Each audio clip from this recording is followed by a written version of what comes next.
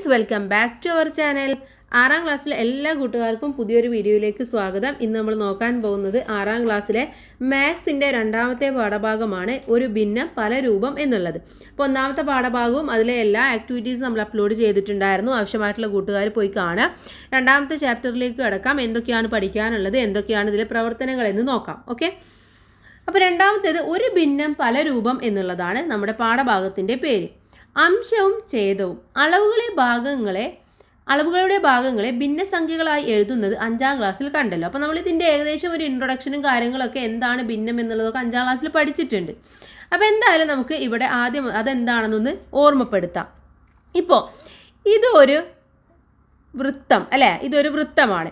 ഈ വൃത്തത്തിന് ഇപ്പം ആകെ ഒരു ഭാഗം മാത്രമേ ഉള്ളൂ, എല്ലാം കൂടിയിട്ടുള്ള ആകെ ഒരു ഭാഗം മാത്രമേ ഉള്ളൂ അല്ലേ. ഇനി ഇതിനെ നമ്മൾ നടുവിൽ വരക്കുകയാണ്. ഇപ്പം ഇതിന് എത്ര ഭാഗങ്ങളുണ്ട്? 2 ഭാഗങ്ങളുണ്ട്. അപ്പോൾ അതിനെ ഇവിടെ താഴെ വരച്ച് നമ്മൾ 2 എന്ന് എഴുതി കൊടുക്കുന്നു. ഇനി ഇതിനെ നമ്മൾ ചെയ്യുകയാണ്, 4 ഭാഗങ്ങൾ ആക്കുകയാണ്. അപ്പോൾ നമ്മൾ എന്ത് എഴുതണം? ഒരു വൃത്തത്തിൻ്റെ 4 ഭാഗം 1/4, ഓക്കെ, അല്ലെങ്കിൽ 4ൽ 1 എന്ന് പറയും. അപ്പോൾ ഇങ്ങനെയാണ് നമ്മൾ ഭിന്നസംഖ്യകൾ എഴുതാറുള്ളത്. ഭിന്നം അല്ലെങ്കിൽ ഫ്രാക്ഷൻ എന്ന് നമ്മൾ പറയും. അപ്പോൾ ഇവിടെ തന്നിട്ടുള്ള ഈ ഒരു വൃത്തം, ഈ വൃത്തത്തിന് 2 ഭാഗങ്ങളാണ് ആക്കിയിട്ടുള്ളത് അല്ലേ. നടുവിലൊരു വര വരച്ച് 2 ഭാഗം. അതുകൊണ്ടാണ് ഈ ഭാഗത്തിനെ 1/2 എന്നും ഇതിനെ 1/2 എന്നും നമ്മൾ പറയുന്നത്. ഇനി ഇത് നോക്കൂ, ഇതെന്ന് പറയുന്നത് 1 മീറ്റർ ആണ് അല്ലേ. ഇത് 1 മീറ്റർ ആണ്. അതിനെ നമ്മൾ നടുവിൽ വരച്ചു, എന്നിട്ട് 2 ഭാഗങ്ങളാക്കി. അപ്പോൾ നമ്മൾ എന്ത് പറയുന്നു? 1/2 മീറ്റർ എന്ന് പറയുന്നു. ഇനി ഇവിടെ നോക്കൂ, ഈ വൃത്തത്തിന് നമ്മൾ 4 ഭാഗങ്ങളാണ് ആക്കിയിട്ടുള്ളത് അല്ലേ. 4 ഭാഗങ്ങളാക്കി. അപ്പോൾ ഓരോ ഭാഗത്തെയും നമ്മൾ 1/4 എന്ന് പറയും. ഇതേപോലെ തന്നെ 1/4 ഇത് 4ൽ 1 ഭാഗം, 4ൽ 1 ഭാഗം എന്ന രീതിയിൽ നമ്മൾ പറയാറുണ്ട്. അപ്പോൾ ഇതിനെയാണ് നമ്മൾ ഭിന്നം എന്ന് പറയുന്നത്. ജസ്റ്റ് ഒന്ന് മനസ്സിലാക്കി വെക്കുക. ഇനി ഇവിടെ നോക്കൂ, ഈ 1 മീറ്ററിനെ 4 ഭാഗങ്ങൾ ആക്കിയിരിക്കുകയാണ് ചെയ്യുന്നത്. 1, 2, 3, 4. അപ്പോൾ നമ്മളവിടെ എന്താ പറയുക? 1/4 എന്ന് പറയും, അല്ലെങ്കിൽ 4ൽ 1 ഭാഗം എന്ന് പറയും. അപ്പോൾ 1/4 മീറ്റർ ആയിട്ട് അത് മാറുകയാണ് ചെയ്യുന്നത്. ഇനി ഇവിടെ നോക്കൂ, ഇവിടെ ഈ വൃത്തത്തിന് നമ്മൾ, ഇത് ഒരു വൃത്തമാണ് അല്ലേ. ഈ വൃത്തത്തിന് നമ്മൾ എന്ത് ചെയ്തിരിക്കുകയാണ്? ഇതിനെ 4 ഭാഗങ്ങളാക്കിയിട്ട് അതിൻ്റെ ബാക്കി 3 ഭാഗങ്ങളും മായ്ച്ച് ഈ ഒരു ഭാഗം മാത്രം നമ്മൾ കാണിച്ചിരിക്കുകയാണ്. അപ്പോൾ ആദ്യം ഈ ഒരു വൃത്തം ഉണ്ടാവും. ആ വൃത്തത്തിൻ്റെ 4 ഭാഗങ്ങളായിട്ട് അതിനെന്ത് ചെയ്യും? 1/4 1/4 എന്നുള്ള രീതിയിൽ നമ്മൾ മാറ്റി. എന്നിട്ട് എന്ത് ചെയ്തു? ഈ 3 ഭാഗങ്ങളും നമ്മൾ മായ്ച്ച് കളഞ്ഞ് ഈ ഒരു ഭാഗം മാത്രം എടുക്കുമ്പോൾ ഇത് 1/4, ഇത് എന്ന് പറയുന്നത് 1, 2, 3 3/4 മാറുകയാണ് ചെയ്യുന്നത്. അതാണ് ഇവിടെ തന്നിട്ടുള്ളത്. ഇത് ഈ ഒരു ഭാഗം മൊത്തം 3/4 മാറി, ഈ ഭാഗം മാത്രം 1/4 മാറുകയാണ് ചെയ്തത്. അഥവാ 4 ഭാഗമാക്കിയിട്ട് അതിലെ 1/4 സെപ്പറേറ്റ് ആക്കുകയും 3/4 എല്ലാം ഒരുമിച്ചാക്കുകയുമാണ് ചെയ്തിട്ടുള്ളത്. അതേപോലെ തന്നെയാണ് ഇവിടെ മീറ്ററിലും കാണിച്ചിട്ടുള്ളത്. ഈ മീറ്ററിൻ്റെ ഇവിടെ മുതൽ ഇതുവരെയുള്ള ഭാഗം എന്ന് പറയുന്നത് 3/4, ഈ ഒരു ഭാഗം എന്ന് പറയുന്നത് 1/4 ആണ്. ഇനി ഈ 2 ഭാഗങ്ങളാണെങ്കിൽ എന്തായി മാറും? 1/2 മാറും അല്ലേ. 1/2 മാറും. അപ്പോൾ പല രൂപത്തിലുള്ള ഭിന്നസംഖ്യകൾ ഒരേ അളവാക്കാമെന്നും കണ്ടു. ഉദാഹരണമായി 2/4 1/2 ഒരേ ഭാഗം തന്നെയാണ് അല്ലേ. 2/4 എന്ന് പറഞ്ഞു കഴിഞ്ഞാലോ, അപ്പോൾ ഒരു വൃത്തത്തിൻ്റെ 4 ഭാഗങ്ങൾ ആക്കി. എന്നിട്ട് അതിൻ്റെ ഈ ഭാഗം എന്ന് പറയുന്നത് എന്താണ്? 2/4 ഈ ഭാഗം എന്ന് പറയുന്നത് 1/2 ഇത് വൃത്തത്തിൻ്റെ ഹാഫ് ഭാഗമാണ്. ഇത് വൃത്തത്തിനെ 4 ഭാഗമാക്കുമ്പോഴുള്ള 2 ഭാഗങ്ങളാണ്. അപ്പോൾ നമ്മൾ 1/2 എന്ന് പറയുന്നതും അതുപോലെ തന്നെ 2/4 1/2 എന്ന് പറയുന്നത് എന്താണ്? ഒരേ അളവ് തന്നെയാണ്. ഇപ്പോൾ ഇവിടെ നോക്കൂ, 4 ഭാഗമാക്കി അതിനെ ഇത് 2/4 ആക്കി മാറ്റി. ഇതെന്ന് പറയുന്നത് 1/2 ആണ്. അപ്പോൾ രണ്ടും ഒരേ രീതിയിൽ തന്നെയാണ്, ഒരേ ഭാഗങ്ങളാണ് അവിടെ ഉള്ളത് എന്ന് മനസ്സിലാക്കുക. അപ്പോൾ 1 മീറ്ററിനെ നമുക്ക് ഇവിടെ 2/4 ആക്കിയിട്ടും 1/2 ആക്കിയിട്ടും നമുക്ക് എഴുതാൻ വേണ്ടി പറ്റുന്നതാണ്. ദെൻ ഇതുപോലെ 1/6 1/2 എന്ന് കണ്ടിട്ടുണ്ടല്ലോ. 1/6 എന്ന് പറഞ്ഞാൽ എന്താണ്? ഒരു വൃത്തത്തിനെ നമ്മൾ 6 ഭാഗങ്ങൾ ആക്കുകയാണ് അല്ലേ. 4 ഭാഗങ്ങൾ 6 ഭാഗങ്ങൾ 1, 2, 3 6 ഭാഗങ്ങൾ ആക്കി. അപ്പോൾ ഈ ഭാഗം എന്ന് പറയുന്നത് ഇത് മൊത്തം എന്ന് പറയുന്നത് എന്താണ്? 3/6 ആണ്. ഈ ഭാഗം എന്ന് പറയുന്നത് 3/6 ആണ്. പക്ഷേ ഈ ഭാഗം എന്ന് പറയുന്നത് ഇതൊരു സർക്കിളിൻ്റെ ഇതൊരു ഭാഗവും ആണെങ്കിൽ ഇതെന്താണ്? 1/2 ആണ്. അപ്പോൾ 3/6 എന്ന് പറയുന്നതും 1/2 എന്ന് പറയുന്നതും എന്താണ്, ഈക്വൽ ആണ് എന്ന് മനസ്സിലായി. ഇവിടെ മീറ്ററിൻ്റെ കേസിലും അങ്ങനെ തന്നെയാണ്. 3/6ഉം 1/2 എന്ന് പറയുന്നതും ഈക്വൽ ആണ്. അതായത് 1/2 ഈക്വൽ ടു 2/4 ഈക്വൽ ടു 3/6 എന്ന് മനസ്സിലായി. എങ്ങനെയാണ് 1/2ൻ്റെ പല രൂപങ്ങൾ കിട്ടുന്നത് എങ്ങനെയാണെന്നാണ് ഇവിടെ പറയുന്നത്.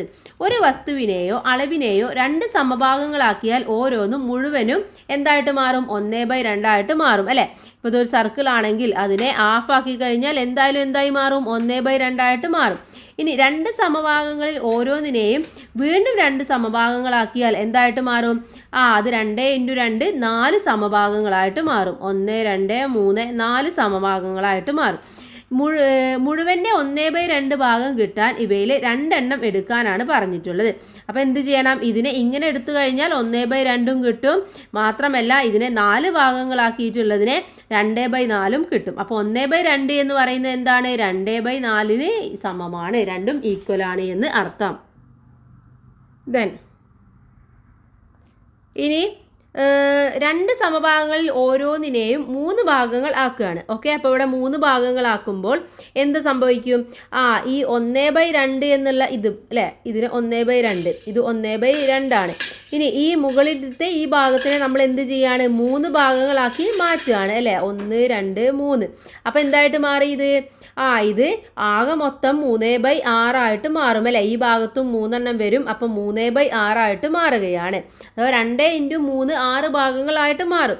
അപ്പം മുഴുവൻ്റെ 1/2 കിട്ടാൻ ഇത് എന്ത് ചെയ്യണം, 1/2 എന്ന് പറയുന്നത് 3/6 എന്ന് പറയുന്നത് എന്താണ്, തുല്യമാണ്. 1/2 എന്ന് പറയുന്നത് ഏതാണ്, ഈ ഭാഗമാണ്. ഇതിനെ തന്നെയാണ് നമ്മൾ എന്ത് പറയുന്നത്, 3/6 എന്നും പറയുന്നത്. ഇങ്ങനെ എത്ര വേണമെങ്കിലും നമുക്ക് തുടരാൻ വേണ്ടി പറ്റും.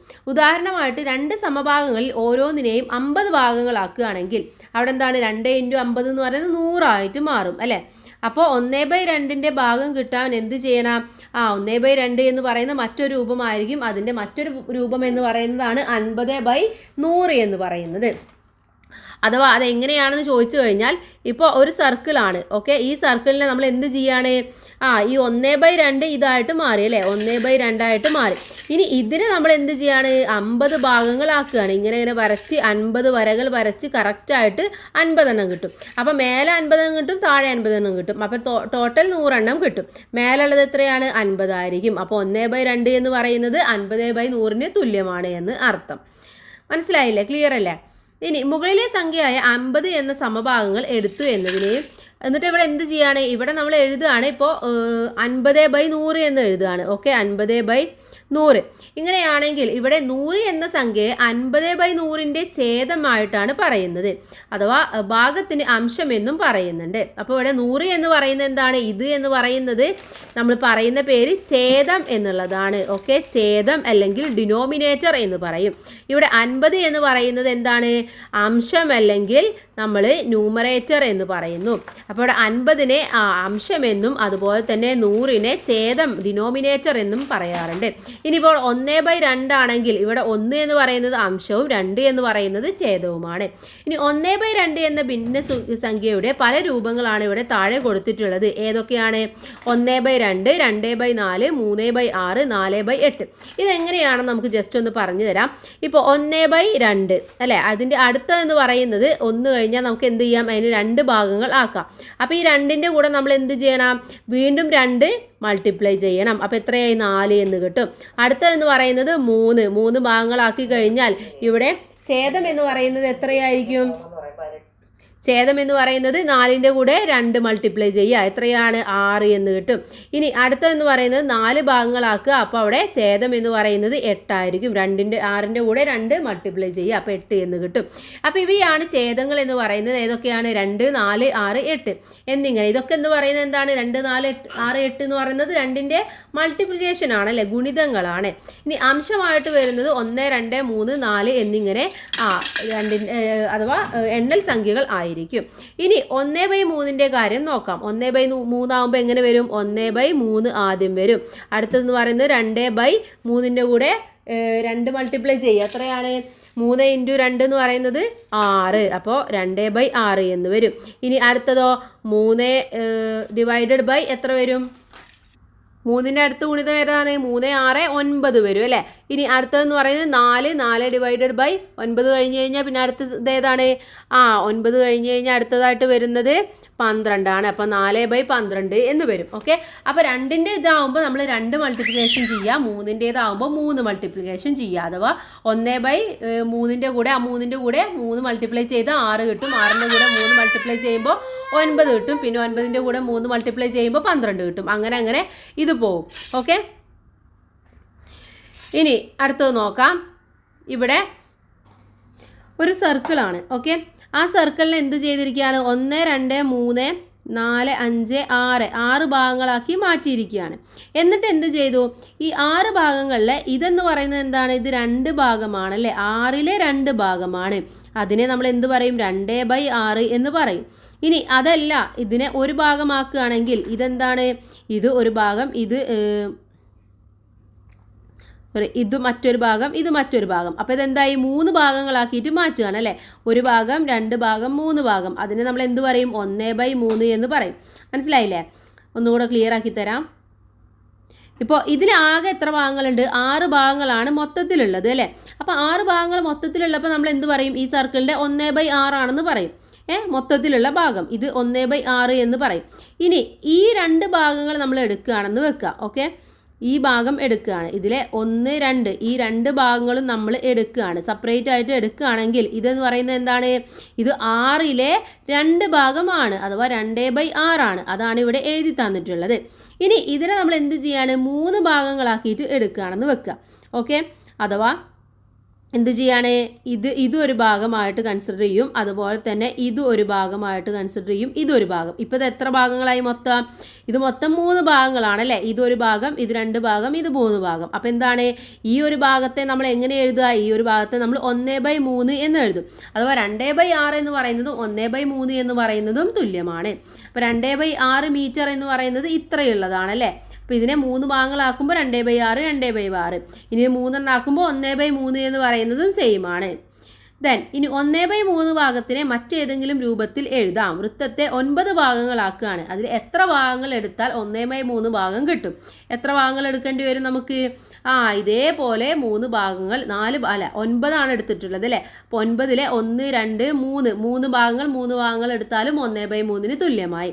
അഥവാ 1/3 എന്ന് പറയുന്നത് 3/9 എന്ന് പറയുന്നതും തുല്യമാണ് എന്ന് മനസ്സിലായി.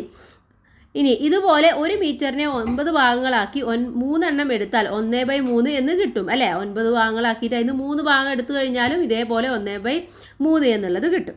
ഇനി അടുത്തത് 1/2നെ കുറിച്ച് പറഞ്ഞതുപോലെ ഇത് തുടരാം. ഒരു വസ്തുവിനെയോ അളവിനെയോ 3 ഭാഗങ്ങളാക്കിയാൽ ഓരോന്നും മുഴുവൻ്റെ 3/3 ഭാഗം ആയിരിക്കും അല്ലേ. ഇപ്പോൾ ഒരു ബിസ്ക്കറ്റ് എടുക്കാൻ അതിനെ 3 ഭാഗങ്ങളാക്കി കഴിഞ്ഞാൽ അതിൽ ഒരു ഭാഗം എന്ന് പറയുന്നത് എന്താണ്? 1/3 എന്ന് പറയുന്നതാണ്. ഇനി ആ ബിസ്ക്കറ്റിനെ 9 ഭാഗങ്ങളാക്കിയിട്ട് അതിനെ 3 എണ്ണം എടുക്കുമ്പോഴും എന്താണ്? 1/3 തുല്യമായിരിക്കും.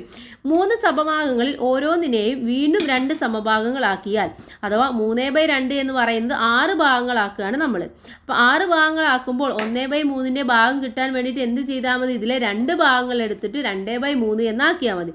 അപ്പോൾ 1/3 എന്ന് പറയുന്നത് 2/6 എന്ന് പറയുന്നതും തുല്യമാണ്. ഇനി 3 ഭാഗങ്ങളിൽ ഓരോന്നിനെയും വീണ്ടും 3 ഭാഗങ്ങളാക്കിയാലോ അഥവാ 3 × 9 ആക്കിയിട്ട് മാറ്റുകയാണ്. അപ്പോൾ അവിടെ 1/3 തുല്യമായിട്ടുള്ളത് ഏതാണ്? 3/9 ആണ്. ഇനി 3 സമഭാഗങ്ങളിൽ ഓരോന്നും 25 ഭാഗങ്ങളാക്കിയാലോ ആകെ എത്ര ഭാഗങ്ങൾ? അവയിൽ എത്ര എണ്ണം എടുത്താൽ 1/3 എന്ന ഭാഗം കിട്ടും?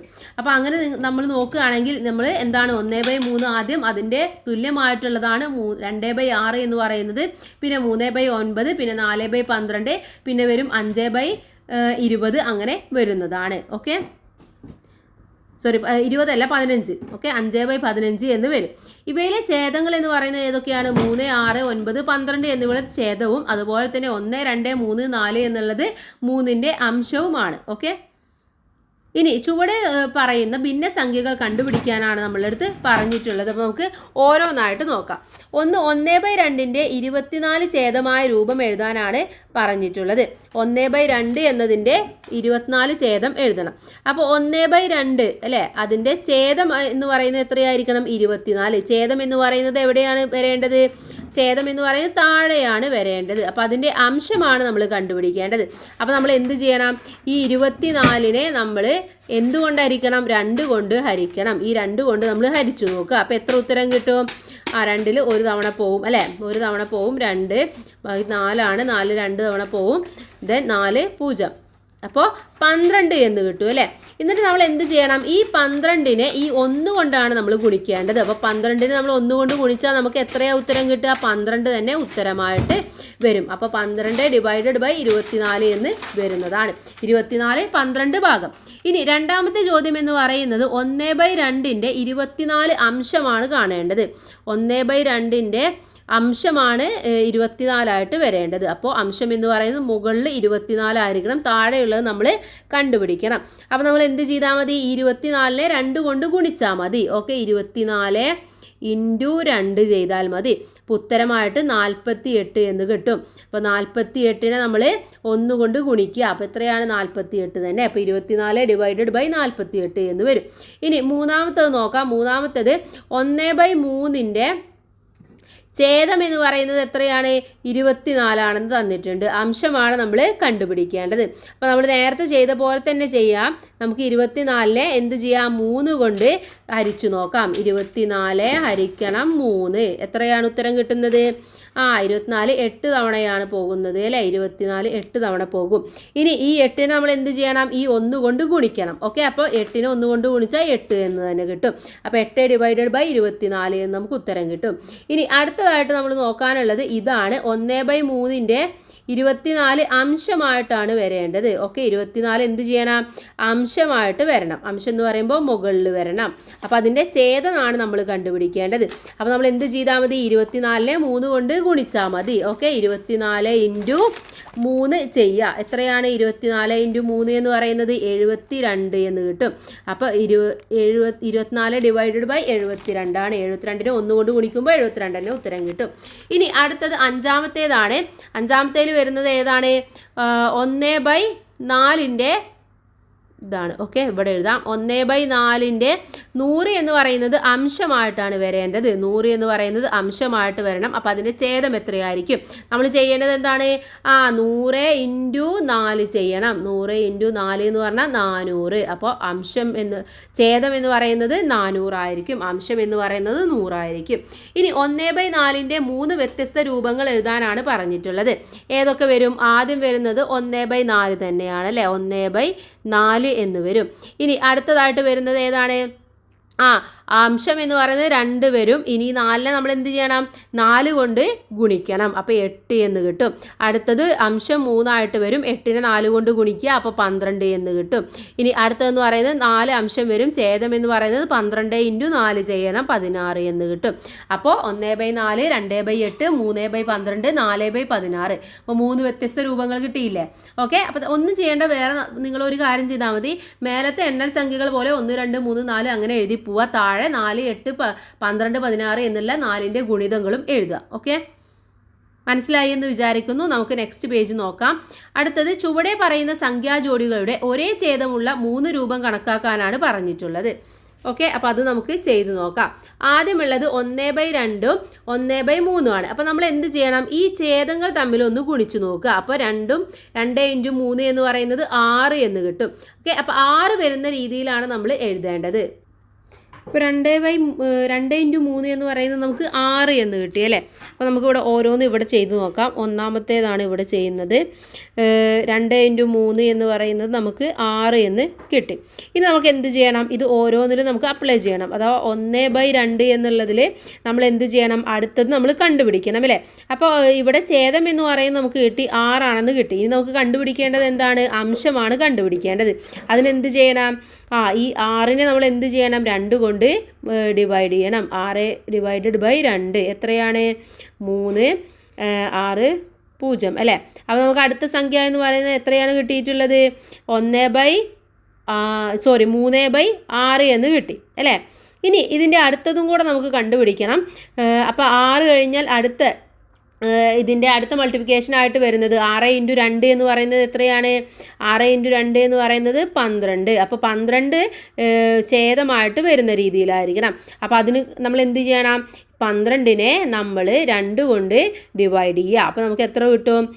4 എന്ന് കിട്ടും അല്ലേ. 12 എത്ര പ്രാവശ്യം പോവും? 4 പ്രാവശ്യം 12ൽ എത്ര പ്രാവശ്യം പോകുന്നത്? 6 പ്രാവശ്യം പോകും അല്ലേ. 6 പ്രാവശ്യമാണ് പോകുന്നത്. അപ്പോൾ 6 ഡിവൈഡഡ് ബൈ 12 എന്ന് കിട്ടും.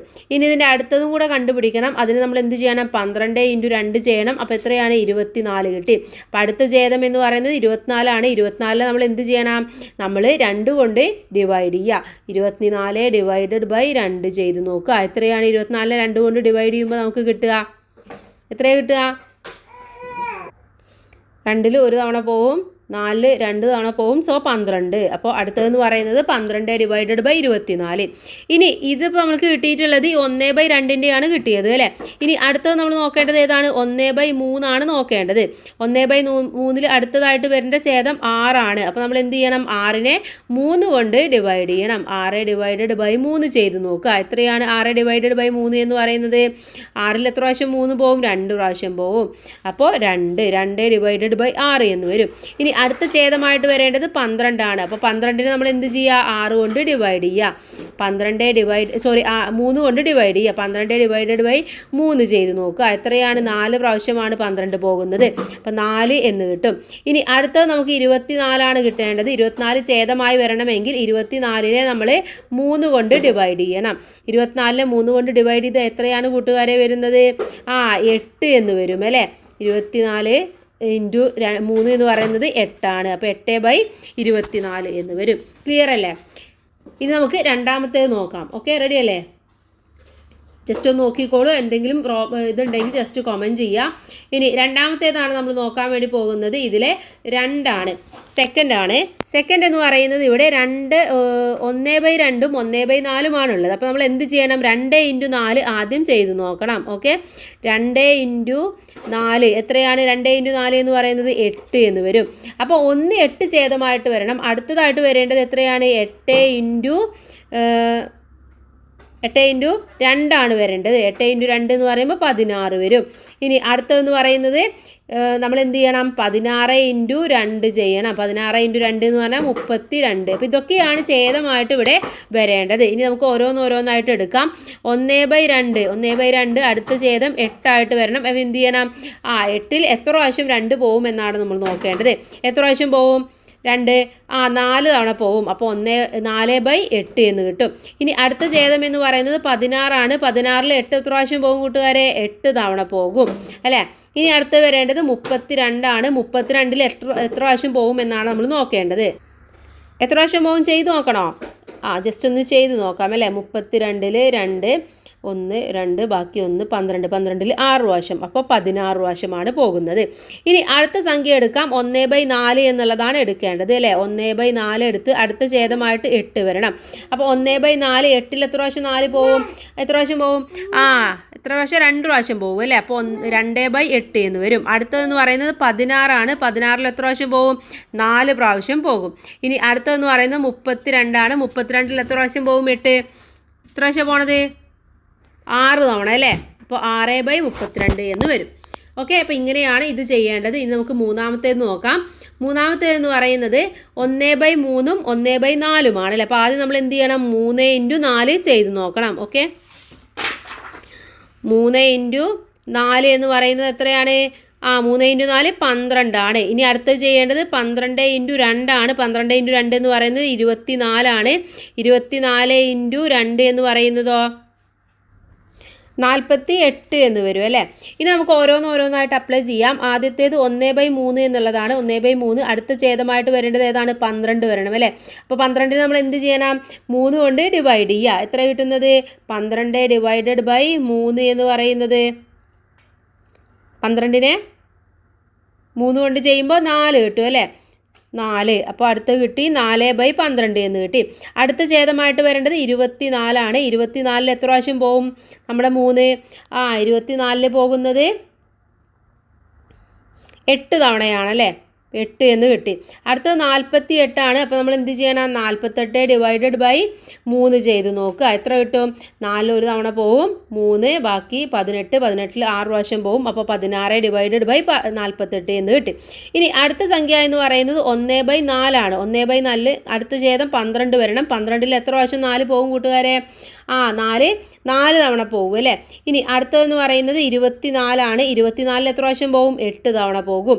ഇനി അടുത്തതെന്ന് പറയുന്നത് 48 ആണ്. 48ൽ പോകുന്നത് ജസ്റ്റ് വേണമെങ്കിൽ ചെയ്ത് നോക്കുക. 48 ഡിവൈഡഡ് ബൈ 4 എന്ന് പറയുന്നത് എത്രയാണ്? 12 എന്ന് വരും. ഓക്കെ, അപ്പോൾ അടുത്തത് 12. അപ്പോൾ 1, 4, 8, 12 എന്ന രൂപത്തിൽ വരും.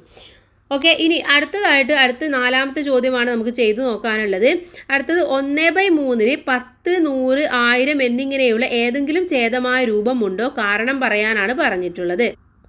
അപ്പോൾ നമ്മളിത് എങ്ങനെയാണ് ചെയ്തു നോക്കേണ്ടത്? നമുക്കറിയാം 1/3 തുല്യമായ രീതിയിൽ ആയിരിക്കണം, അല്ലെങ്കിൽ ഛേദമായിട്ട് എഴുതാൻ പറ്റുന്ന രീതിയിലായിരിക്കണം. അഥവാ 10, 100, 1000 ഇത് ഛേദമായിട്ട് വരുന്ന രീതിയിലായിരിക്കണം. അപ്പോൾ നമ്മൾ എന്താ ചെയ്യേണ്ടത്? ഈ സംഖ്യയെ നമ്മുടെ 3 കൊണ്ട് ഹരിക്കുകയാണ് നമ്മൾ ചെയ്യുക അല്ലേ, ഡിവൈഡ് ചെയ്യുകയാണ് ചെയ്യുക. അപ്പോൾ നമുക്ക് 10നെ 3 കൊണ്ട് ഡിവൈഡ് ചെയ്യാൻ പറ്റുമോ? ഇല്ല, കാരണം അത് 3ൻ്റെ ഗുണിതമല്ല. 100നെ പറ്റുമോ? ഇല്ല. 1000നെ പറ്റുമോ? ഇല്ല. അപ്പോൾ അതുകൊണ്ട് നമുക്ക് മനസ്സിലായി ഇതൊരിക്കലും എന്താണ് ഛേദമായിട്ട് വരില്ല. അപ്പോൾ എന്താണ് എഴുതേണ്ടത്? ഇല്ല എന്ന് എഴുതി കൊടുക്കുക. ഇല്ല, കാരണം എന്താണ്? 10, 100, 1000 ഇവ 3ൻ്റെ ഗുണിതങ്ങളല്ല, അല്ലെങ്കിൽ ഗുണിതഫലങ്ങളല്ല എന്ന് എഴുതി കൊടുക്കുക. ഓക്കെ, അതുകൊണ്ടാണ് നമുക്കത് ചെയ്യാൻ വേണ്ടി പറ്റാത്തത്. ഇനി അപ്പോൾ അത് ക്ലിയർ ആയില്ലേ?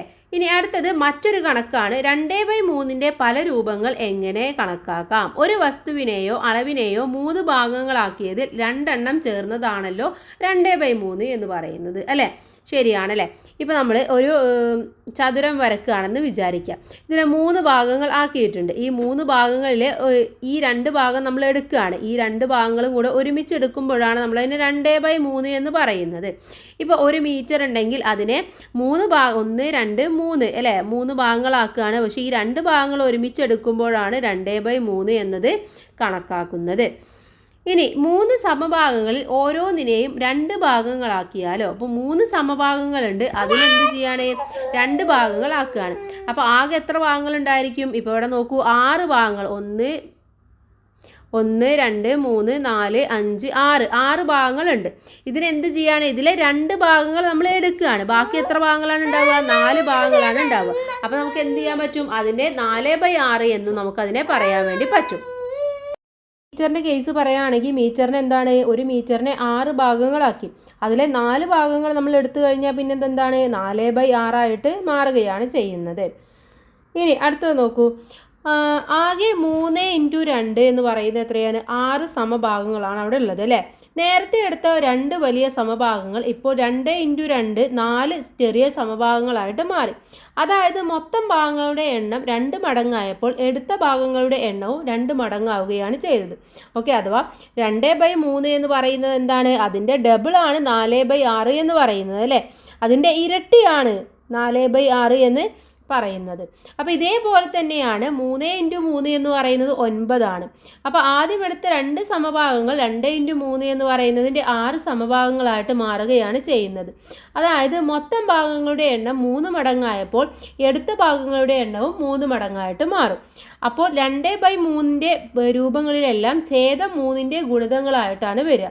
അംശങ്ങൾ 3നെ ഗുണിച്ച സംഖ്യകളെ 2നെ കൊണ്ട് ഗുണിച്ചതും ആയിരിക്കും. ഇതുപോലെ ഏത് ഭിന്നസംഖ്യയുടെയും വ്യത്യസ്ത രൂപങ്ങൾ കണക്കാക്കാൻ വേണ്ടി പറ്റും. അപ്പോൾ പൊതുവായിട്ട് ഇത് പറയുകയാണെങ്കിൽ ഏത് ഭിന്നസംഖ്യയുടെയും അംശത്തെയും ഛേദത്തെയും ഒരേ എണ്ണൽ സംഖ്യ കൊണ്ട് ഗുണിച്ചാൽ ആ ഭിന്നസംഖ്യയുടെ തന്നെ ഒരു രൂപമാകുമെന്ന് നമുക്ക് പറയാൻ വേണ്ടി പറ്റും. ഇനി ഇവിടെ ഇതുമായി ബന്ധപ്പെട്ട ഒരു ക്വസ്റ്റ്യൻ ആണ്. അംശത്തെയും ഛേദത്തെയും ഒരേ സംഖ്യ കൊണ്ട് ഗുണിച്ച് ഈ പട്ടിക പൂർത്തിയാക്കാനാണ് പറഞ്ഞിട്ടുള്ളത്. അപ്പോൾ നമുക്കിതൊന്ന് കംപ്ലീറ്റ് ചെയ്ത് നോക്കാം. ഇവിടെ ഭിന്നം എന്ന് പറയുന്നത് 2/3 ആണ്. അതിനെ 4 കൊണ്ടാണ് നമ്മൾ ഗുണിക്കേണ്ടത്. അപ്പോൾ എന്ത് ചെയ്യും? ആദ്യം നമ്മൾ ഈ 2/3നെ 4 കൊണ്ട് ഗുണിക്കും. അപ്പോൾ അംശമായിട്ട് കിട്ടുന്നത് എത്രയാണ്? എത്ര കിട്ടും? 8 കിട്ടും അല്ലേ. കാരണം നമ്മൾ ഗുണിക്കുന്നത് ഏതാണ് 2 × 4 അപ്പോൾ നമുക്ക് 8 എന്ന് കിട്ടും. ഇനി ഇതിന് ഛേദം എന്ന് പറയുന്നത് 3 അപ്പോൾ 3 × 4 ചെയ്യുക, അപ്പോൾ എത്ര 12 കിട്ടും. അപ്പോൾ 2/3 എന്ന് പറയുന്നത് 8/12 തുല്യമാണ്. അടുത്തത് 2/3 അതിനെ ഗുണിക്കേണ്ട സംഖ്യ 6 അല്ലേ. അപ്പോൾ നമുക്ക് ആദ്യം ഗുണിച്ച് നോക്കാം. ഇവിടെ അംശം എന്ന് പറയുന്നത് 2 അല്ലേ. അപ്പോൾ 6 × 2 എത്രയാണ് 12. ഇനി ഛേദം എന്ന് പറയുന്നത് 3 അപ്പോൾ നമ്മൾ ഗുണിക്കേണ്ടത് 6 × 3 എത്ര കിട്ടും 18. അപ്പോൾ നമുക്ക് മനസ്സിലായി 2/3 എന്ന് പറയുന്നത് എന്തിന് തുല്യമാണ് 12/18 തുല്യമാണ്. ഓക്കെ, ഇനി അടുത്തത് നോക്കാം. അടുത്തതെന്ന് പറയുന്നത് നമുക്ക് ഛേദം മാത്രമേ തന്നിട്ടുള്ളൂ, ഭിന്നവും തന്നിട്ടുണ്ട്. ഭിന്നം എന്ന് പറയുന്നത് 3/4 ഛേദം 12 അപ്പോൾ നമ്മൾ എങ്ങനെ ഇത് കണ്ടുപിടിക്കും കൂട്ടുകാരെ? നമ്മൾ ആദ്യം ചെയ്യേണ്ടത് 12 ഛേദമാണ് തന്നിട്ടുള്ളത് അല്ലേ. അപ്പോൾ 12 എന്ത് ചെയ്യണം? ഛേദമായിട്ടുള്ള 4 ഡിവൈഡ് ചെയ്യണം. എത്ര കിട്ടും? 4, 8, 12 3 പ്രാവശ്യം പോകും അല്ലേ. അപ്പോൾ അവിടെ ഗുണിക്കേണ്ട സംഖ്യ എന്ന് പറയുന്നത് 3 നമുക്ക് കിട്ടി. ഇനി നമുക്ക് അംശം കാണാൻ വളരെ ഈസിയാണ്. 3 ഇതിൻ്റെ അംശമായിട്ടുള്ള 3 × 3 എന്ന് പറയുന്നത് 9. അപ്പോൾ എത്രയാണ് 3/4 എന്ന് പറയുന്നത് എന്തിന് തുല്യമാണ്? 9/12 എന്നതിന് തുല്യമാണ്. ഇനി അടുത്തത് നോക്കാം. അടുത്തതെന്ന് പറയുന്നത് 3/4 അതിൻ്റെ അംശവും തന്നിട്ടുണ്ട് അല്ലേ. അംശം 12 അപ്പോൾ ഗുണിക്കേണ്ട സംഖ്യ എങ്ങനെ കണ്ടുപിടിക്കും? 12 എന്ത് ചെയ്യണം? 3 ചെയ്യണം. ഇവിടെ അംശമാണ് തന്നിട്ടുള്ളത്, അപ്പോൾ ഇവിടെ അംശമായിട്ടുള്ള 3 ചെയ്യണം. അപ്പോൾ എത്ര ഉത്തരം കിട്ടും നമുക്ക്?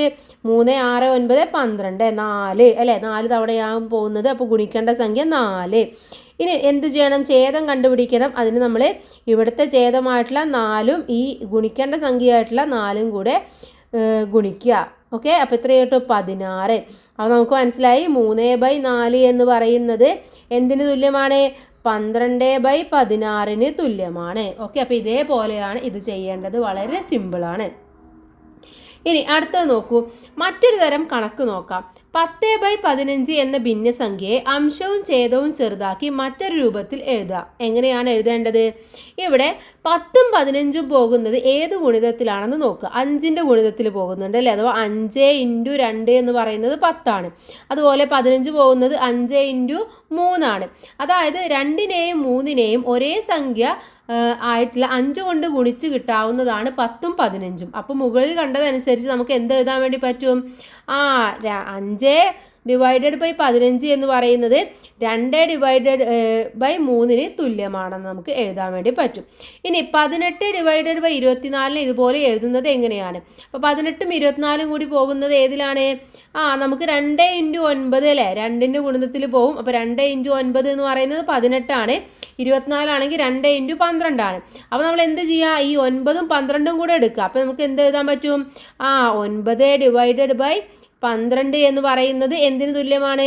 18/24 തുല്യമാണ്. ഓക്കെ, ഇനി 9നും 12നും പൊതുവായി ഏതെങ്കിലും ഘടകമുണ്ടോ? 9ഉം 12ഉം കൂടെ പോകുന്നത് ഏതിലാണ്? 9ഉം 12ഉം കൂടെ പോവുക 3ൽ പോകും അല്ലേ. അഥവാ 3 × 4 എന്ന് പറയുന്നത് എന്താണ്? 12. 3 × 3 എന്ന് പറയുന്നത് 9. അപ്പോൾ നമുക്ക് എന്ത് മനസ്സിലായി? 3/4 എന്ന് പറയുന്നത് ഈ എന്തിന് തുല്യമാണ്? 9/12 തുല്യമാണ്. 9/12 എന്ന് പറയുന്നത് 18/24 തുല്യമാണ്. അപ്പോൾ ഇതിലെ ഓരോന്നും നമുക്ക് എന്ത് ചെയ്യാൻ വേണ്ടി പറ്റും? ചെറുതാക്കി കൊണ്ടുവരാൻ വേണ്ടി പറ്റും. ഇങ്ങനെ ഏത് ഭിന്നസംഖ്യയിലും അംശത്തിനും ഛേദത്തിനും ഒരേ ഘടകമുണ്ടെങ്കിൽ അതൊഴിവാക്കി അംശവും ഛേദവും ചെറുതായ മറ്റൊരു രൂപം കണക്കാക്കാൻ വേണ്ടി നമുക്ക് പറ്റും. അഥവാ ഒരു ഭിന്നസംഖ്യയുടെ അംശത്തിനും ഛേദത്തിനും ഒരു പൊതു ഘടകമുണ്ടെങ്കിൽ അതുകൊണ്ട് അംശത്തിനെയും ഛേദത്തിനെയും ഹരിച്ചാൽ ഒരേ ഭിന്നസംഖ്യയുടെ ഒരു രൂപം കിട്ടും. നമ്മൾ നേരത്തെ ഹരിച്ചതുപോലെ മുകളിലെ ഉദാഹരണത്തിൽ 18/24 നമ്മൾ എന്ത് ചെയ്തു? 9/12 ആക്കി അല്ലേ. പിന്നെ 9/12 ഒരു പൊതു ഘടകമുണ്ട്, അത് കണ്ടെത്തി നമ്മൾ 3/4 എന്ന് എഴുതി. അപ്പോൾ ഛേദവും അംശവും ഇത്രയും ചെറുതാക്കാൻ കഴിയില്ലല്ലോ. എന്തുകൊണ്ട്? അതിനാൽ 3/4 നമുക്ക് 18/24 ലഘുരൂപം അഥവാ ഇൻ ലോവസ്റ്റ് ടേംസ് എന്നാണ് ഇതിനെ പറയുന്നത്. അങ്ങനെ എഴുതുന്നതിന് നമ്മൾ പറയുന്നത് ലഘുരൂപം എഴുതുക എന്നുള്ളതാണ്. ഇനി പൊതുവെ പറഞ്ഞാൽ ഒരു ഭിന്നസംഖ്യയുടെ ഛേദത്തിൻ്റെയും അംശത്തിൻ്റെയും പൊതുവായ ഘടകങ്ങളെല്ലാം ഹരിച്ചു മാറ്റിയാൽ കിട്ടുന്നതാണ് അതിൻ്റെ ലഘുരൂപം എന്ന് പറയുന്നത്. ഇനി ചുവടെയുള്ള ഭിന്നസംഖ്യയുടെ ലഘുരൂപം കണ്ടെത്താൻ വേണ്ടി പറയുന്നുണ്ട്. നമുക്ക് ഓരോന്നായിട്ട് ചെയ്തു നോക്കാം. അപ്പോൾ ഒന്നാമത്തെ എന്ന് പറയുന്നത് 32 ഡിവൈഡഡ് ബൈ 64 അല്ലേ. അപ്പോൾ ആദ്യത്തെ നമുക്ക് ഇവിടെ എഴുതാം. ഓക്കെ, അപ്പോൾ 32ലും 64ലും കൂടി പോകുന്നത് ഏതാണുള്ളത്? 8ൻ്റെ ഗുണിതം പോകുന്നുണ്ട് അല്ലേ. അഥവാ 4 × 8 എന്ന് പറയുന്നത് 32, അതുപോലെ തന്നെ 8 × 8 എന്ന് പറയുന്നത് 64. അപ്പോൾ നമുക്ക് ഇതിൽ നിന്നും ഒരെണ്ണം കിട്ടി. എന്ത് കിട്ടി? 32 ഡിവൈഡഡ് ബൈ 64ൻ്റെ അടുത്ത ലഘുരൂപം എന്ന് പറയുന്നത് 4 ഡിവൈഡഡ് ബൈ 8 ആണ്. ഇനി ഈ 4ഉം 8ഉം കൂടെ പോകുന്നതുണ്ടോ? ഉണ്ട്. ഏതാണ്? 1 × 4 എന്ന് പറയുന്നത് 4ഉം അതുപോലെ തന്നെ 2 × 4 എന്ന് പറയുന്നത് 8ഉമാണ്. അപ്പോൾ നമുക്ക് എന്തെടുത്താൽ മതി? ഈ 1ഉം 2ഉം കൂടെ എടുത്താൽ മതി അല്ലേ. അപ്പോൾ അടുത്തതെന്ന് പറയുന്നത് 1 ഡിവൈഡഡ് ബൈ 2 എന്നുള്ളതാണ്. ഇനി അടുത്തത് നമുക്ക് നോക്കാം. രണ്ടാമത്തേതാണ്, താഴെ എഴുതുന്നുണ്ട് 2. ഏതാണ്? 27 ഡിവൈഡഡ് ബൈ 81 ആണ് അല്ലേ. ഇതിൽ 27ഉം 81ഉം കൂടെ പോകുന്നത് ഏതാണ്? 3 × 9 എന്ന് പറയുന്നത് എത്രയാണ്? 3 × 9 27 ആണ് അല്ലേ. അതുപോലെ തന്നെ 9 × 9 എന്ന് പറയുന്നത് 81 ആണ്. അപ്പോൾ നമുക്ക് എന്തെടുത്താൽ മതി? ഇതിന് 3ഉം 9ഉം എടുത്താൽ മതി അല്ലേ. ഈ 3ഉം 9ഉം എടുത്താൽ മതി. അഥവാ 3/9 എന്ന് പറയുന്നത്. ഇനി ഈ 3ഉം 9ഉം കൂടെ പോകുന്ന വേറെ ഒരെണ്ണം കൂടെ ഉണ്ട്. ഏതാണ്? 3ൻ്റെ ഘടകം 3 × 3 എന്ന് പറയുന്നത് 3 ആണ്. അതുപോലെ തന്നെ 1 × 3 എന്ന് പറയുന്നത് 3ഉം 3 × 3 എന്ന് പറയുന്നത് 9. അഥവാ ഇവിടെ 1ഉം 3ഉം നമുക്ക് എടുത്താൽ മതി പൊതുഘടകമായിട്ട്. അപ്പോൾ ഇതിൻ്റെ ലഘുരൂപമായിട്ട് വരുന്നത് 1 ഡിവൈഡഡ് ബൈ 3 എന്നുള്ളതാണ്. 3ൽ 1 ഭാഗം എന്നുള്ളത്. ഇനി അടുത്ത നമുക്ക് നോക്കാം. മൂന്നാമത്തേതാണ് നോക്കാനുള്ളത്. ഇത് ഇറേസ് ചെയ്യുന്നുണ്ട്. എന്നിട്ട് നമുക്ക് മൂന്നാമത്തേത് നോക്കാം. മൂന്നാമത്തേതായിട്ട് വരുന്നത് 30 ഡിവൈഡഡ് ബൈ 45 എന്നുള്ളതാണ്. അതിൽ 30 വരുന്നത് ഏതാണ്? നമ്മുടെ 5ൻ്റെ ഗുണിതത്തിൽ വരുന്നുണ്ട് അല്ലേ. എവിടെയാണ് വരുന്നത്? 6 × 5 എന്ന് പറയുന്നത് 30 ആണ്. അതുപോലെ തന്നെ 45 വരുന്നത് 9 × 5 45 ആണ്. അപ്പോൾ നമുക്ക് എന്തെടുത്താൽ മതി? ഈ 6ഉം 9ഉം എടുത്താൽ മതി. 6 ഡിവൈഡഡ് ബൈ 9. ഇനി 6ഉം 9ഉം കൂടെ വരുന്നതില്ലേ? ഏതാണ്? 3ൻ്റേതല്ലേ. 2 × 3 എന്ന് പറയുന്നത് 6 ആണ്. 3 × 3 എന്ന് പറയുന്നത് 9 ആണ്. അപ്പോൾ നമുക്ക് 2ഉം 3ഉം കൂടെ എടുത്താൽ മതി. അപ്പോൾ 2ഉം 3ഉം. അപ്പോൾ ഇതിൻ്റെ ലഘുരൂപമായിട്ട് വരുന്നത് 30 ഡിവൈഡഡ് ബൈ 45ൻ്റെ ലഘുരൂപം 1 6 ഡിവൈഡഡ് ബൈ 9, മറ്റേത് 2 ഡിവൈഡഡ് ബൈ 3. ഓക്കെ, ഇനി അടുത്തത് നമുക്ക് നാലാമത്തേത് നോക്കാം. നാലാമത്തേതായിട്ട് വരുന്നത് ഏതാണ്? 12 ഡിവൈഡഡ് ബൈ 21 ആണല്ലേ. അപ്പോൾ ഈ 12 ഡിവൈഡഡ് ബൈ 21 വരുന്നത് ഏതാണ്? ഒന്ന് 4 × 3 അല്ലേ. 4 × 3 എന്ന് പറയുന്നത് 12 ആണ്. അതുപോലെ തന്നെ 7 × 3 എന്ന് പറയുന്നത് 21 ആണ്. അപ്പോൾ അടുത്ത ലഘുരൂപമായിട്ട് നമുക്ക് എഴുതാം 4 ഡിവൈഡഡ് ബൈ 7. ഇനി 4ഉം 7ഉം കൂടെ പോകുന്നത് ഏതെങ്കിലും ഉണ്ടോ? ഇല്ല. അപ്പോൾ ഇനി അടുത്ത നോക്കാം. അഞ്ചാമത്തേതാണ്. അഞ്ചാമത്തേതായിട്ട് വരുന്നത് 45 ഡിവൈഡഡ് ബൈ 54 ആണ്. 45ഉം 54ഉം കൂടെ പോകുന്ന ഏതാണ്? 9ൽ പോകുന്നുണ്ടല്ലേ. 5 × 9 എന്ന് പറഞ്ഞാൽ എത്രയാ? 45 ആണ്. അതുപോലെ തന്നെ 6 × 9 എന്ന് പറഞ്ഞാൽ 54 ആണ്. അപ്പോൾ എത്ര കിട്ടി നമുക്ക്? അടുത്ത ലഘുരൂപമായിട്ട് 5 ഡിവൈഡഡ് ബൈ 6 കിട്ടി. ഇനി 5 ഡിവൈഡഡ് ബൈ 6ൽ ഏതെങ്കിലും പൊതുഘടകം പോകുന്നുണ്ടോ? ഇല്ല. ഓക്കെ, അപ്പോൾ ഇങ്ങനെയാണ് ഇത് നിങ്ങൾ എഴുതേണ്ടത്. ഇനി അടുത്ത ടോപ്പിക്കിലേക്ക് കടക്കാം. അടുത്തത് ഹരണക്കണക്കുകൾ എന്നുള്ളതാണ്. അപ്പോൾ ഇവിടെ 2 മീറ്റർ നീളമുള്ള കയറ് 3 സമഭാഗങ്ങളാക്കിയാൽ ഓരോ കഷ്ണത്തിൻ്റെയും നീളം എത്രയാണെന്നാണ് ചോദിക്കുന്നത്. അഥവാ ഇത് 2 മീറ്റർ ഉണ്ടെന്ന് വിചാരിക്കുക. Okay, 2 meter. ഇത് നമ്മൾ എന്ത് ചെയ്യാണ്? 1 2 3 സമഭാഗങ്ങൾ ആക്കുകയാണ് ചെയ്യുന്നത്. അങ്ങനെയാണെങ്കിൽ ഇതിൻ്റെ നീളം എത്രയായിരിക്കും എന്നതാണ് ചോദ്യം. എങ്ങനെയാണ് നമ്മൾ കാണേണ്ടത്? ഇത് ആകെ എന്ന് പറയുന്നത് 2 ഡിവൈഡഡ് ബൈ 3 അല്ലേ. അപ്പോൾ 3 ഭാഗങ്ങളുണ്ട്. ആദ്യത്തെ ഒരു ഭാഗമാണ് നമ്മൾ എടുത്തിട്ടുള്ളത്. 2 മീറ്ററിൽ നിന്നും 3 ഭാഗങ്ങളാക്കുകയാണ് ചെയ്തിട്ടുള്ളത്. അപ്പോൾ ആകെ എത്ര ഉണ്ടായിരിക്കും? ഇത് 6 മീറ്റർ നീളമുള്ള കയറാണ് അല്ലേ. അതിനെ 3 സമഭാഗങ്ങളാക്കുകയാണ് ചെയ്യുന്നത്. അഥവാ 6/3 ചെയ്താൽ മതി. എത്രയായിരിക്കും? ഇത് 2 ആയിരിക്കും, ഇത് 2, ഇത് 2, അങ്ങനെ ടോട്ടൽ 6 ആയിരിക്കും. ഓക്കെ. അപ്പോൾ ആദ്യത്തെ കണക്കിലെ ഇതും ഭിന്നമായി എഴുതാം. എങ്ങനെയാണ് എഴുതേണ്ടത്? 6/3 = 2 എന്ന് എഴുതിയാൽ കൊടുത്താൽ മതി. ഇതുപോലെ ഏത് ഹരണത്തെയും ഭിന്ന രൂപത്തിൽ എഴുതാൻ വേണ്ടി പറ്റും. എങ്ങനെയാണ്? 8/2 ഓക്കെ =4. അതിന് നമുക്ക് എങ്ങനെ എഴുതാം? 8/4 8/2 = 4 എന്ന് എഴുതാം. അതുപോലെ 15/3 എന്നതിനെ 15/3 = 5 എന്ന് എഴുതി കൊടുക്കാം. അതേപോലെ തന്നെയാണ് അടുത്തത്. അപ്പോൾ ഏത് എണ്ണൽ സംഖ്യയെയും 1 കൊണ്ട് ഹരിച്ചാൽ ആ സംഖ്യ തന്നെ കിട്ടും. അതിനാൽ എല്ലാ എണ്ണൽ സംഖ്യയെയും ഭിന്നമായി നമുക്ക് എഴുതാൻ വേണ്ടി പറ്റും. എങ്ങനെ പറ്റും? 1/1 എന്ന് പറയുന്നത് 1 തന്നെയാണ്, 2/1 എന്ന് പറയുന്നത് 2 തന്നെയാണ്, 3/1 എന്ന് പറയുന്നത് 3 ആണ്, 4/1 എന്ന് പറഞ്ഞാൽ 4 ആണ്. ഓക്കെ, അങ്ങനെയാണ് മനസ്സിലാക്കേണ്ടത്. ഇനി ഇവിടെ ഒരു ചോദ്യമുണ്ട്. ഇങ്ങനെ ഹരണമായി എഴുതുന്ന ഭിന്നസംഖ്യകളിലും നേരത്തെ പറഞ്ഞതുപോലെ അംശത്തിലെയും ഛേദത്തിലെയും പൊതുഘടകങ്ങൾ ഒഴിവാക്കാൻ കഴിയുമോ എന്നാണ് ചോദിക്കുന്നത്. ഇങ്ങനെ ചെയ്യാമെന്ന് 5ാം ക്ലാസ്സിൽ നമ്മൾ പഠിച്ചിട്ടുള്ള കാര്യം തന്നെയാണ്. സംഖ്യകൾക്കുള്ളിൽ എന്ന പാഠഭാഗത്ത് നമ്മൾ പൊതുഘടകങ്ങളെ കുറിച്ച് പഠിച്ചിട്ടുണ്ട്. അപ്പോൾ എങ്ങനെ എഴുതാം? 12/6 നമുക്ക് എങ്ങനെ എഴുതാൻ വേണ്ടി പറ്റും? 12ലും വരുന്നത് ഏതാണ്? 2ന്റെ ഗുണിതം വരുന്നുണ്ട് അല്ലേ. അഥവാ 2 × 6 എന്ന് പറയുന്നത് 2 × 3 എന്ന് പറയുന്നതും നമ്മുടെ 12/6 തുല്യമാണ്. അഥവാ 12 × 6 2 × 6 12 ആണ്, 2 × 3 6 ആണ്. അപ്പോൾ ഇതിനെ പൊതുഘടകമാക്കുമ്പോൾ നമുക്ക് എന്ത് എഴുതാൻ വേണ്ടി പറ്റും? 12/6 എന്ന് പറയുന്നത് 6/3 ആക്കിയിട്ട് നമുക്ക് എഴുതാൻ വേണ്ടി പറ്റും =2. അപ്പോൾ എണ്ണൽ സംഖ്യകളെ ഭിന്നസംഖ്യാ രൂപത്തിൽ എഴുതുന്നത് എങ്ങനെയാണെന്നാണ് ഇവിടെ കൊടുത്തിട്ടുള്ളത്. ഒന്നിനെ നമുക്ക് 1/1, 2നെ 2/2, 3/3 എന്ന രീതിയിൽ 1 എന്നുള്ള സംഖ്യയെ നമുക്ക് എഴുതാം. 2 എന്നുള്ള സംഖ്യ എങ്ങനെ എഴുതാം? 2/1, 4/2, 6/3 എന്ന രീതിയിൽ നമുക്ക് എഴുതാൻ വേണ്ടി പറ്റും. 3നെയും എഴുതുന്നത് അവിടെ പറയുന്നുണ്ട്. മിച്ചം വരുന്ന ഹരണങ്ങളെയും ഭിന്നസംഖ്യകളുമായി എഴുതാമെന്ന് 5ാം ക്ലാസ്സിൽ കണ്ടിട്ടുള്ളതാണ്. ഉദാഹരണമായിട്ട് 3 കേക്ക് 2 കുട്ടികൾക്ക് ഒരുപോലെ വീതിച്ച് ഓരോരുത്തർക്കും കിട്ടുന്നത് ഒരു മുഴുവൻ കേക്കും ഒരു കേക്കിൻ്റെ പകുതിയുമാണ്. അതായത് 1 + 1/2 എന്ന് പറയുന്നത് എത്രയാണ്? 1.5 1 1/2 എന്നുള്ളതാണ്. ഇതും ഭിന്നമായിട്ട് നമ്മൾ എങ്ങനെയാണ് എഴുതുന്നത്? ഇതിന് നമുക്ക് ഈ 1/2 എന്നുള്ളതിന് നമുക്ക് എന്ത് എഴുതാൻ വേണ്ടി പറ്റും? 3/2 എന്ന് എഴുതാൻ വേണ്ടി പറ്റും.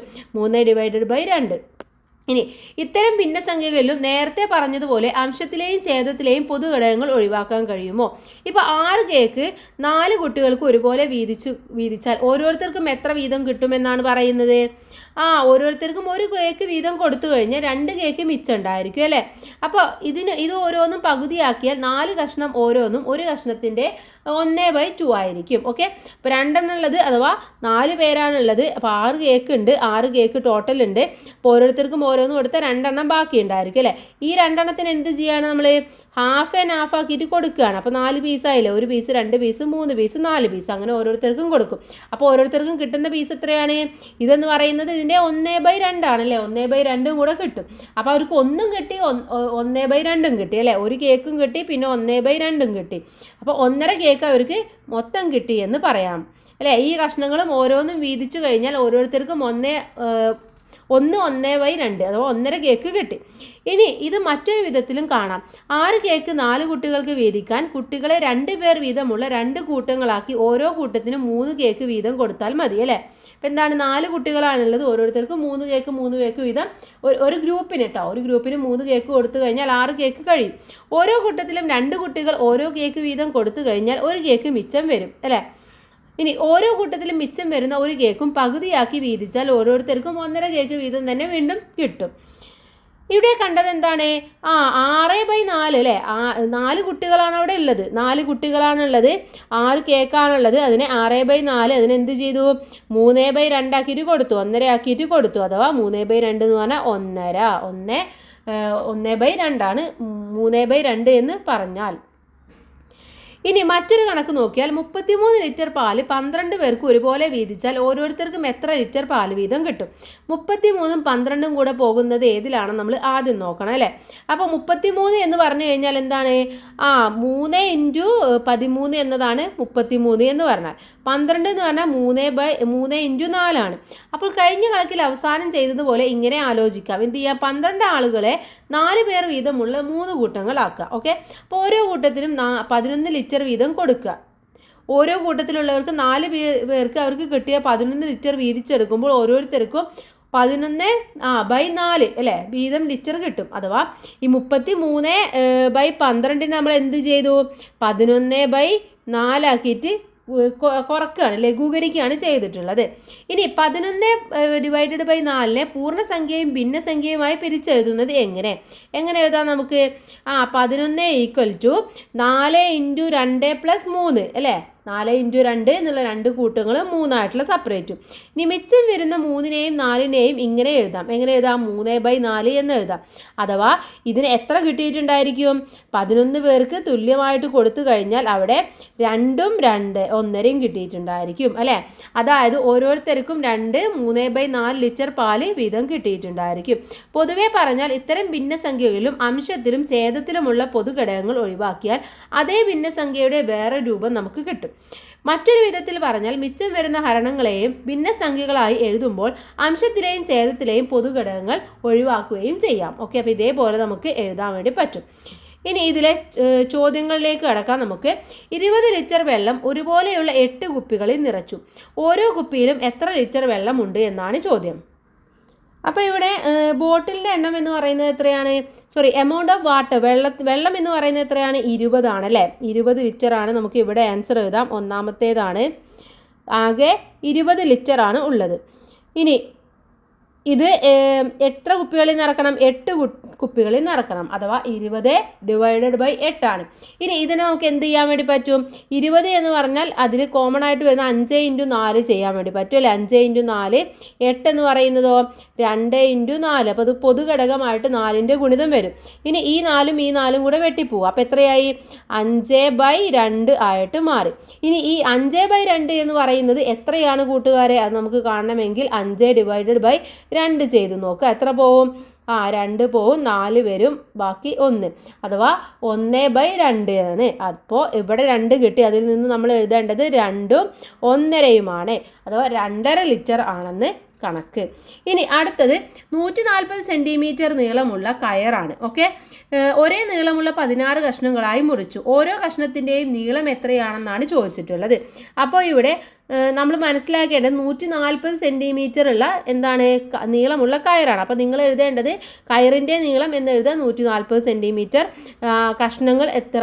16 എന്ന് എഴുതി കൊടുക്കുക. ഓക്കെ, അപ്പോൾ നമുക്ക് എന്ത് എഴുതാം? ഇവിടെ നമുക്ക് 140 / 16 അല്ലേ. 140 / 16 ആണ് ഇവിടെ തന്നിട്ടുള്ള കണക്ക്. ഇനി ഇത് രണ്ടിനും കൂടി പോകുന്ന 1 എന്ന് പറയുന്നത് നമുക്ക് പെട്ടെന്ന് കാണുമ്പോൾ 2 ആണ് മനസ്സിലാക്കാൻ വേണ്ടി പറ്റുന്നത്. അഥവാ 2 × 70 എന്ന് പറയുന്നത് 140 ആണ്. 2 × 8 എന്ന് പറയുന്നത് 16 ആണ്. അപ്പോൾ ഇതിൽ 2ഉം കൂടെ വെട്ടിപ്പോവും. പിന്നെ ഉള്ളത് എത്രയാണ്? 70/8 ആണ്. ഇനി ഈ 70/8 നമുക്ക് എങ്ങനെ എഴുതാൻ വേണ്ടി പറ്റും? അടുത്തത് ലഘൂകരിച്ച് എഴുതാൻ വേണ്ടിയിട്ട് 35 നിങ്ങൾ താഴേക്ക് എഴുതണം കേട്ടോ. 35 × 2 എന്ന് പറയുന്നത്, അതുപോലെ തന്നെ 4 × 2 എന്ന് പറയുന്നതും 70/8 തുല്യമാണ്. ഇനി 2ഉം കൂടെ വെട്ടിപ്പോവും. ബാക്കി എത്ര ഉണ്ടായിരിക്കും? 35/4 കിട്ടും. ഇനി നമ്മൾ എന്ത് ചെയ്യണം കൂട്ടുകാരെ? ഇനി നമ്മൾ 35നെ എന്തുകൊണ്ട് 35ഉം 4ഉം അതിൽ 2ലും കൂടെ പോകുന്നത് നമ്മൾ നോക്കുക. അപ്പോൾ നമുക്ക് പ്രത്യേകിച്ച് ഒന്നും കാണില്ല. അപ്പോൾ നമ്മളൊരു കാര്യം ചെയ്താൽ മതി. 35/4 ചെയ്ത് നോക്കിയാൽ മതി. എത്ര കിട്ടും? 35ൽ എത്ര പ്രാവശ്യം പോവും? 8 തവണ പോകും അല്ലേ. എത്രയാണ്? 32. ബാക്കി ശിഷ്ടം എന്ന് പറയുന്നത് 3. അപ്പോൾ നമുക്ക് മനസ്സിലായി എന്താണ്? 8 അതുപോലെ തന്നെ 3/4 സെൻറ്റിമീറ്റർ ആണ് ഉള്ളത് എന്ന് മനസ്സിലായി. ഓക്കെ, അപ്പോൾ ഇങ്ങനെയാണ് നിങ്ങൾ എഴുതേണ്ടത്. ഏകദേശം 8.75 സെൻറ്റിമീറ്റർ. ഇനി അടുത്തത് നമുക്ക് മൂന്നാമത്തേതാണ് നോക്കാനുള്ളത്. മൂന്നാമത്തെ കണക്കെന്ന് പറയുന്നത് 215 കിലോഗ്രാം അരി 15 പേർക്കാണ്. ഓക്കെ, 15 പേർക്ക് ഒരുപോലെ വീതിച്ചാൽ ഓരോരുത്തർക്കും എത്ര കിട്ടും എന്നാണ് ചോദിച്ചിട്ടുള്ളത്. അപ്പോൾ നമുക്ക് അതൊന്ന് ചെയ്തു നോക്കാം. ഇവിടെ എന്താണ്? 215 അല്ലേ, മൂന്നാമത്തെ കണക്കാണ് ഇവിടെയാണ് എഴുതുന്നത്. 215 ഡിവൈഡഡ് ബൈ 15. ഓക്കെ, ഇനി ഈ 215നും 15നും പോകുന്നത് നമുക്ക് അറിയുന്നത് ഒന്ന് മാത്രമേ ഉള്ളൂ, 5ൻ്റെ ഗുണിതമാണ് അല്ലേ. അപ്പോൾ നമുക്ക് എന്ത് ചെയ്യാം, 215ൽ എത്ര 5 ഉണ്ടെന്ന് നിങ്ങളൊന്ന് ഡിവൈഡ് ചെയ്യുക. ഓക്കെ, അപ്പോൾ ഇവിടെ ചെയ്ത് നോക്കാം. ജസ്റ്റ് 215 ഡിവൈഡഡ് ബൈ 5 എത്ര വരും? 21ൽ 4 പ്രാവശ്യം പോവും 20, ബാക്കി 1. 15ൽ എത്ര പ്രാവശ്യം പോവും? 3 പ്രാവശ്യം പോവും. അപ്പോൾ 43 അല്ലേ, 43 ഇൻറ്റു 5. അതുപോലെ തന്നെ 15 എന്ന് പറയുന്നത് 3 ഇൻറ്റു 5 ആണ്. ഇനി 5ഉം 5ഉം കൂടെ വെട്ടിപ്പോവുക, ബാക്കി എത്ര ഉണ്ട്? 43 ഡിവൈഡഡ് ബൈ 3 ഉണ്ട് അല്ലേ. ഇനി 43നെ നമ്മൾ എന്ത് ചെയ്യണം? 43നെ 3 കൊണ്ട് ഹരിച്ചു നോക്കുക. അപ്പോൾ 4 ഒരു പ്രാവശ്യം പോവും, 3 ബാക്കി 1. 13 13ൽ 4 പ്രാവശ്യം പോവും, ബാക്കി എത്രയുള്ളത്? 12 ശിഷ്ടം 1. അപ്പോൾ നമുക്ക് മനസ്സിലായി എത്രയാണ്? 14 1/3 കിലോഗ്രാം ആണ്. ഓക്കെ, ഇങ്ങനെയാണ് നമ്മളിത് കണക്കാക്കേണ്ടത്. വളരെ ഈസിയാണ്, കുറച്ചൊന്ന് ശ്രദ്ധിച്ചാൽ മാത്രം മതി, തെറ്റിപ്പോവാതെ ഒന്ന് നോക്കിയാൽ മാത്രം മതി. ഓക്കെ, അപ്പോൾ ഇത്രയുമാണ് നമ്മുടെ ഈ ഒരു പാഠഭാഗം എന്ന് പറയുന്നത്. അപ്പോൾ പാഠഭാഗം ഫുള്ളും നമ്മൾ നോക്കി, അതിലെ എല്ലാ ആക്ടിവിറ്റീസും നമ്മൾ ഡിസ്കസ് ചെയ്തു. അപ്പോൾ എല്ലാവർക്കും മനസ്സിലായി എന്ന് വിചാരിക്കുന്നു. എന്തായാലും എല്ലാവർക്കും താങ്ക്സ് ഫോർ വാച്ചിങ്.